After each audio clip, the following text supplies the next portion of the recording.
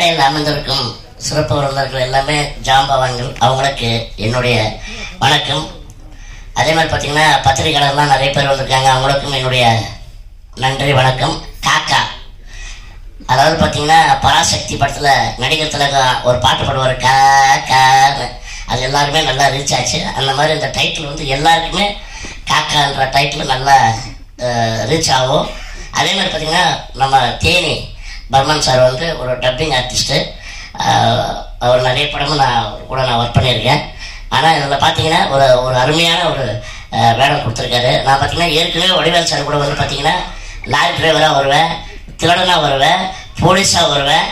இந்த படத்தில் கராத்தே மாஸ்டராக அதில் பண்ணியிருக்கேன்.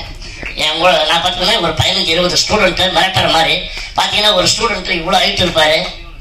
அதெல்லாம் பயங்கரமாக இருக்காரு, நல்லா இதுவாக பண்ணாரு. அது அதனால் ஏன்னா கராத்தேக்கு எனக்கு எந்த சம்மந்தமே கிடையாது. ஆனால் கிட்டத்தட்ட பார்த்தீங்கன்னா இது வரைக்கும் நான் ஒரு 100 ப்ரோக்ராம் வந்து கராத்தே ஃபங்க்ஷனில் நான் வந்து கலந்துருக்கேன். எல்லாருக்குமே வந்து அந்த மாணவர்களாக நான் வந்து சர்டிஃபிகேட்டு, பெல்ட், அந்த சான்றிதழ்லாம் நான் கொடுத்துருக்குறேன். இப்போ இந்த படம் வந்து வந்தால் எனக்கு கொஞ்சம் இதுவாக இருக்கும், உதவியாக இருக்கும். ரொம்ப நன்றி.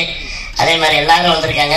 உண்மையிலே இந்த படம் வெற்றி பெற என்னுடைய மனமார்ந்த நன்றி வாழ்த்துக்கள் தெரிவிச்சுக்கிறேன். அதே மாதிரி பார்த்தீங்கன்னா விஜயமுருகன் சார் வந்து பேரை கண்டிப்பாக சொல்லணும், இல்லைன்னா நாளைக்கு ஃபோன் பண்ணி எனக்கு திட்டுவார்.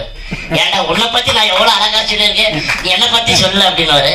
அதனால வந்து விஜயமுருகன் சாருக்கு வந்து இந்த நேரத்தில் நான் நன்றியை சொல்கிறேன். ஏன்னா இந்த சினிமாவுக்கு நான் ஒரு சினிமா கம்பெனியாக நான் வந்து அழைஞ்சிட்டு இருக்கும்போது அப்போ வந்து ஒரு ஆஃபீஸில் இருந்தார் அவர். அப்போ வந்து அவர் சொன்னார், இந்த மாதிரி கலைப்புலி சேகர் சார் ஒரு படம் பண்ணுறாரு, படம் பேர் வந்து ஊரை தெரிஞ்சுக்கிட்டேன், நீ அந்த ஆஃபீஸுக்கு போ, நான் ஃபோன் பண்ணி சொல்கிறேன் அப்படின்னாரு. இந்த ஆஃபீஸுலேருந்து அந்த ஆஃபீஸுக்குள்ளே போகிறதுக்குள்ளே அவர் ஃபோன் பண்ணி சொல்லிட்டாரு. அதே மாதிரி வந்து டைரக்டர் பார்த்தேன், என்னுடைய இதெல்லாம் என்ன தெரியும் அப்படின்னாரு, டான்ஸ் ஆடுவேன். அதே மாதிரி ஜாக்சனுடைய அந்த ஃபைட்லாம் சும்மா எனக்கு தெரிஞ்ச ஹாய் ஹூய் அப்படிலாம் பண்ணுவேன்.